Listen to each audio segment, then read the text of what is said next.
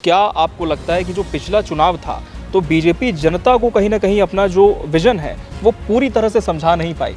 PSC को लेकर आपके नेतृत्व में एक बहुत बड़ा आंदोलन भी पिछले दिनों किया था भारतीय जनता पार्टी ने, लेकिन क्या लगता है कि उसका कोई नतीजा निकल पाया? क्योंकि सरकार ने कहा था कि साक्ष्य हैं तो आप हमें दें, हम जांच करा लेंगे। कहीं ना कहीं जो करप्शन की बात है और खासकर मोर अधिकार मोर आवाज की जो बात है, जो मुद्दा आपने भी जमीन स्तर पर काफी उठाया था, उसका भी प्रधानमंत्री ने यहाँ पर जिक्र किया।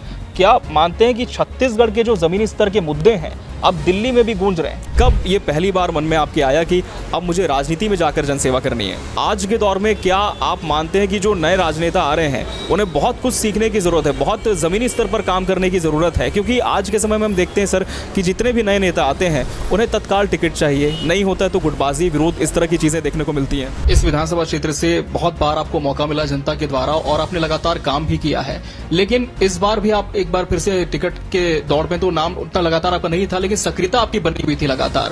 पिछले सप्ताह आप दूरबीन लेकर निकले थे, जिस तरह से आपने भी जिक्र किया, विकास ढूंढा आपने, नहीं मिला, लेकिन जो वर्तमान विधायक है उनका कहना है कि विकास तो जनता को दिख रहा है लेकिन बीजेपी की आंखों पर पर्दा है। फिल्मी जगत से इतर क्या ज्यादा व्यस्त प्रोफेशन मानते हैं इसे? देश की सबसे बड़ी पार्टी बीजेपी में प्रवेश किया, तब से ही लगातार चर्चा चल रही थी कि क्या अनुज शर्मा कहीं से चुनाव लड़ सकते हैं, लेकिन उस समय किसी तरह का स्पष्ट जवाब नहीं आ पा रहा था। हमने भी बहुत खोजने की कोशिश की, लेकिन जब खोजा तो पाया कि आपको एक बहुत अहम सीट से जिम्मेदारी दी गई है, जो एक अपने आप में बहुत बड़ा औद्योगिक क्षेत्र है।